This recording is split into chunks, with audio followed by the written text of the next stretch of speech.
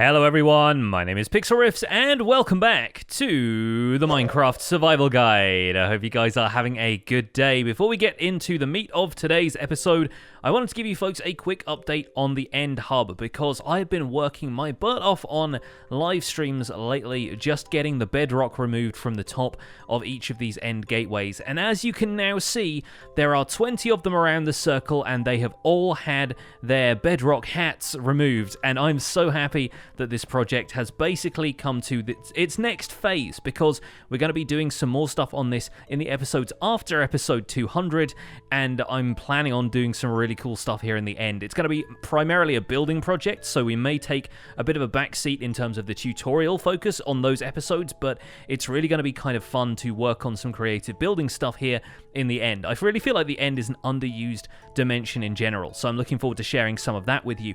One thing I did want to note for anybody else who may be doing this is this gateway leading out to the Ender End. Somebody pointed out to me quite early, and I'm afraid I forget who it was, so apologies for that, but somebody pointed out to me while I was doing this that it was probably going to be a good idea to cap off the gateway that specifically led to the Ender, because if any Enderman managed to get through that gateway and could drop down onto the farm from above, they stood a greater chance of accidentally killing the Endermite, or intentionally killing the Endermite, I guess, but it happening by accident rather than by any fault of the Enderman farm that's out there. So I thought it was probably a good idea to do that, and I placed a block of obsidian a block or two above the end gateway itself. So as a player, considering that I am less than 2 blocks high, I can walk in there just like I can with any of the other 19 gateways around the outside of this circle, but thankfully, because Endermen are 3 blocks tall, they'll simply collide with this block of obsidian and won't be able to walk into the gateway itself. So that's kind of an interesting consideration, something I hadn't initially thought about, but I'm very happy that we've been able to address it, and I'm looking forward to doing some more building around here. Each of these is going to be transformed into some sort of space-age teleporter or kind of beaming up device that's going to take you up to a spaceship that's going to launch you out into the void and land you at your destination, at least as far as the fiction of the world goes. In terms of the way this works practically, I can just walk into these now, which is still a really, really cool feeling. And it's evident that I need to empty out this Ender Pearl storage at some point. But for now, we're going to head back through to the overworld, and I am going to go on a little bit of a trip to find an ocean monument that I have not yet raided. There may even be 1 or 2 that I ended up resetting when we reset chunks of the world before 1.14 came out, but we're going to look for an Elder Guardian today because we are going to steal it. As for exactly why we're going to steal an Elder Guardian, it has a lot to do with the shulkers that we brought to the overworld in a previous episode, or rather, to do with what we brought the shulkers here for, because once again, Elder Guardians will contribute to the amount of effects that we need to get for the How Did We Get Here advancement, which is the last advancement on our list, the hidden advancement, the one that we haven't even got listed in this menu yet because it's hidden as a challenge for people who want to attempt it. And yes, while we could always row out towards the nearest ocean monument, get the mining fatigue effect, come back to whatever station we had the rest of the stuff set up at, and go from there, we might as well take a look at how to transport these things, because you might want them for other reasons. You might want the mining fatigue effect in your base to stop people from griefing it. You might want to just play a prank on your server mates and dump an Elder Guardian on top of them when they least expected it and cause them a little bit of frustration, although I do recommend leaving them a method of removing said Elder Guardian if you want to be kind like that. This ocean monument out here was the one I was originally going to target, but from the look of it, I think I've already raided this one, which means we probably won't have any Elder Guardians left in here. The Guardians around the outside are still here, but the bosses inside are going to be gone completely. And I haven't got the mining fatigue effect in any of the time I've been here, so it looks like, yep, we are going to have to go a little bit further afield for this one. Luckily for me, this is a wide ocean, and there are several ocean monuments within just this single stretch of water. So hopefully, I should be able to find another one that's relatively close to the central point where I'm planning on getting the How Did We Get Here advancement in the first place, somewhere kind of close to spawn, but still a little bit out of the way, so the mining fatigue doesn't affect me the rest of the time. If nothing else, it's going to be fun to scout out a few more of the ocean ruins that are around here. But first of all, we've got to find that ocean monument. So I'm going to go ahead and do a little bit more searching off camera, and I'll see you guys on the other side.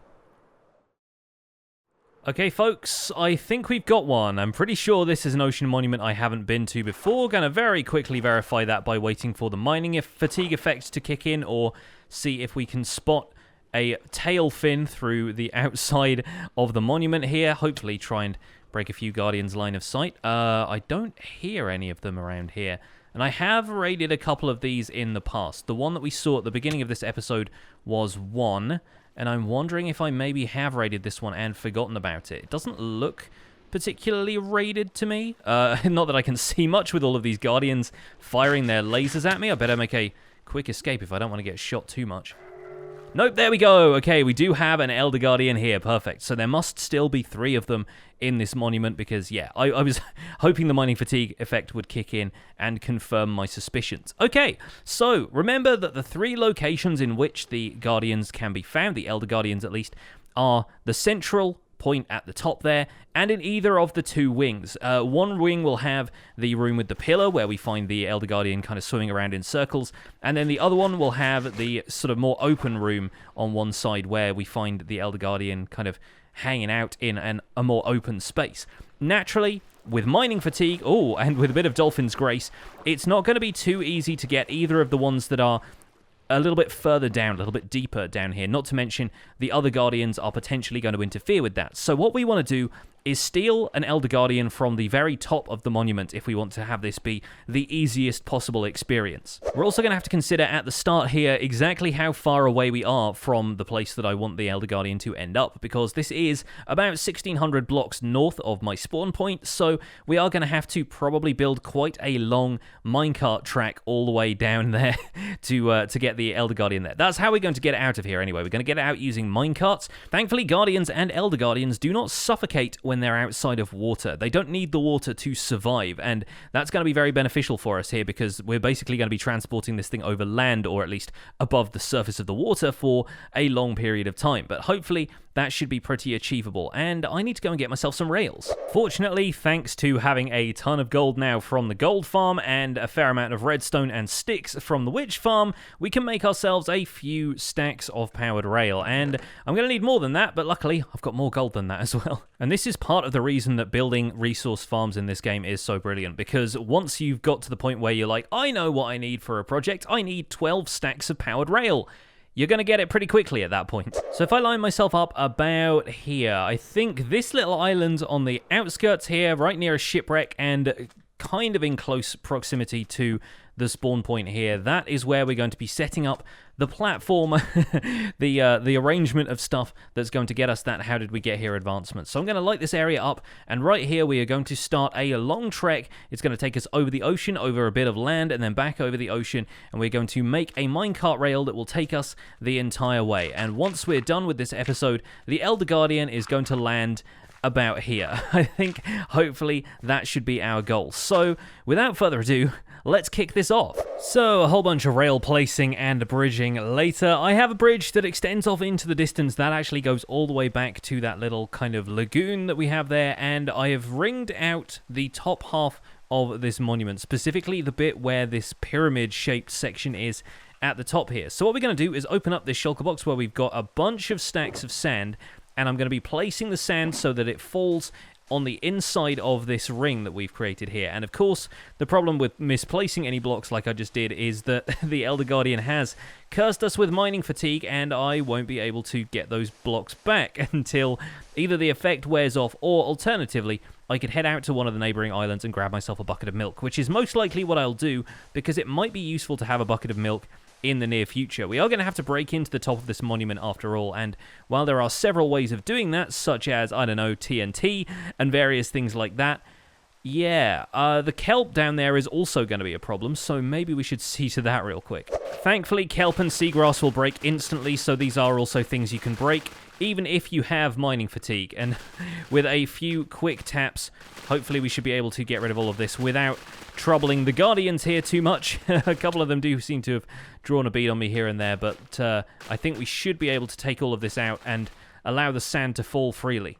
The idea, of course, is to surround this entire area in sand, and that's going to allow us to easily dry out the area inside. You could use a sponge, you could just drown the entire thing in sand and then dig the sand away after taking a bucket of milk or two to dispel the mining fatigue effect, but personally, I think sponge is going to be slightly quicker, so that's the method I'm going to aim for. It's going to take a lot of sand placement, though, so I guess we're just going to have to do this little by little.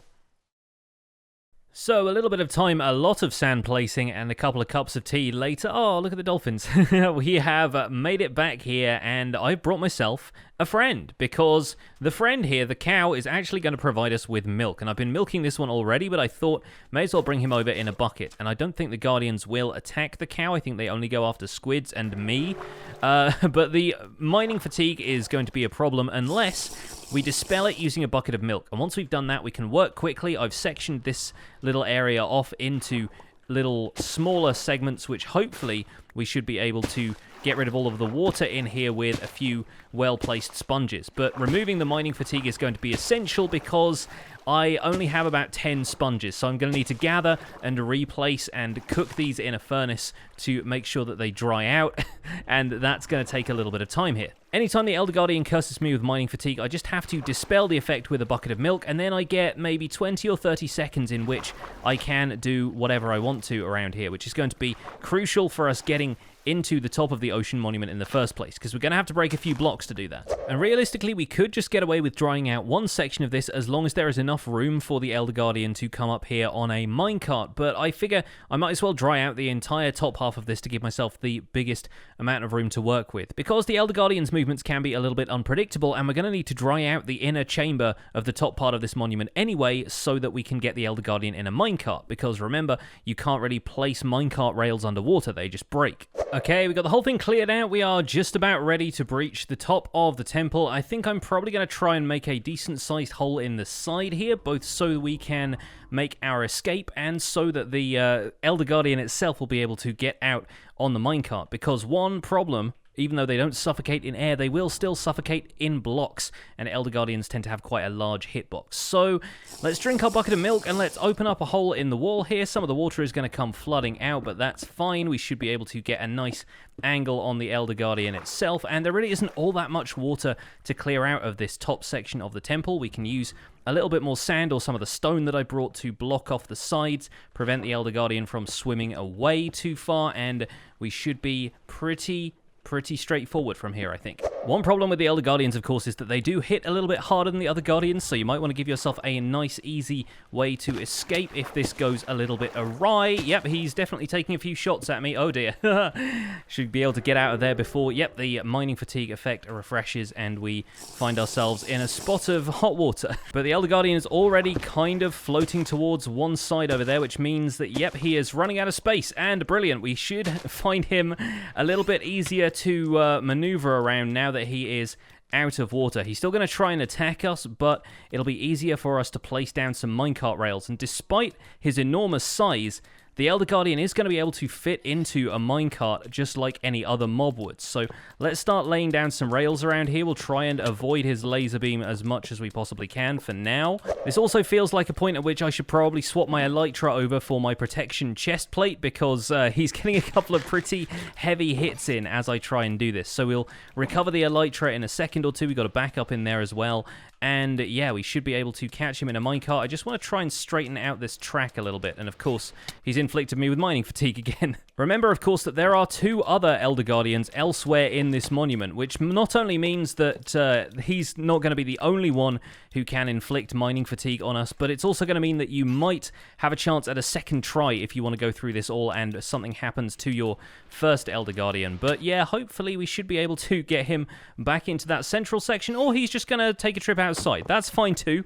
Alright, he's decided to make his way back in, and I should be able to pop a minecart down somewhere around here, and yes, we got him. Okay, now the important thing is going to be to take out any blocks that might end up damaging him, which of course is going to mean that we need to get rid of mining fatigue once again, but you saw him take a little bit of damage on, I think, this sponge, so anything that's roughly at his eye height, I guess, is probably the type of block that's going to damage him, but we should be able to duck and dive behind some of these pillars if we need to avoid the laser attacks, and now it's a matter of getting him out of here using powered rails. Depending on how irritating the Elder Guardian is being, you might want to block him off with a wall or something like that to make sure that you can place your powered rails in peace, but we're just going to create a nice little staircase leading up to the minecart rail that we have built all the way back to our spawn area, and the rest of this should be pretty straightforward. Okay, folks, our Elder Guardian roller coaster is in place. All of the rails are powered. The mining fatigue effect has refreshed one more time, so I just need to drink a bucket of milk, connect up these rails, and hopefully this Elder Guardian should be off to his new home. Now, let's see if we can divert the rail here just a little bit. Probably going to have to take a hit or two here and there. Nothing to worry about. And then if we get in close enough, hopefully we should be able to give his minecart a bit of a shove, like so, and then once he hits the powered rails, we might take a little bit of damage here and there. Yeah, I think that's the stone wall next to him that's causing that. Take that out of the way. Of course, you might want to bring along a few healing potions or something like that if you're at all concerned about the health of your Elder Guardian, but there he goes! And if I only had my Elytra equipped, I would be able to follow him, but I think I've got a spare minecart here, so maybe I can ride the rails too. Nope, I think I've lost him. Hopefully we should be able to catch up with him soon, or at least make sure the chunks are loaded in front of him, because, yeah, further down the rails here, he is going to be flying, and right now, I kind of need to make sure that he's moving all the way down to the point that we've marked out for him over in this direction. And this has been a super long journey to move by minecart compared to how it is by Elytra, but the sun is rising, and hopefully at the end of the line here, we should have an Elder Guardian waiting for us in a minecart. I sincerely hope he's not managed to suffocate himself on any blocks along the way. We should hopefully see him coming into render distance shortly if he's okay. Yes, there he is. It looks like he's not taking damage or anything. In fact, I'll probably end up getting my mining fatigue refreshed once I'm here, but yes. Oh, incredible. And of course, he's still feisty, still firing at us. He is still raring to go. But we've got him trapped here in a minecart. For now, he should be perfectly fine. And of course, we can use him to get mining fatigue, even if we want to put him in a kind of box full of water or something like that to make sure he's back in his natural environment, because I'm fairly certain that they can refresh the mining fatigue when they're on land, but you can't be too careful about these things. But he should be free of any obstructions now, still safely in that minecart, making sure he's not going to suffocate on any blocks or anything. It looks like he might actually need to be in water, or maybe it's just been a long enough since I had the mining fatigue effect taken away from me. Nope, there it is. Okay, so that is definitely going to work as part of the How Did We Get Here advancement. We can leave this guy here, we can bring the shulker over by boat, we can set up everything else, and we have ourselves access to mining fatigue whenever we want it now. And of course, all we need to do is chuck a couple of healing potions on him and put down some minecart rail, and we could, in theory, take this guy basically wherever we want to take him. So that has been quite an adventure, but that is going to be it for this episode of the Minecraft Survival Guide. We will look at catching dolphins and other stuff in the days to come, I am sure. And I'm planning on hopefully getting How Did We Get Here done for episode 201. I think that's probably what it's going to be. Episode 200 is going to be another world tour. Episode 202 is going to be 202 questions, kind of the same way we did 101 questions last time. And if you go to the community page of my channel, you should be able to leave questions there for me to answer in that episode. But I think 201 seems like a good time to do the How Did We Get Here advancement. So hopefully I should be able to get everything together for that. Thank you so much for watching this episode of the Minecraft Survival Guide. My name has been Pixlriffs. Don't forget to leave a like on this episode if you enjoyed it, subscribe if you want to see more, and I'll see you guys soon. Take care. Bye for now.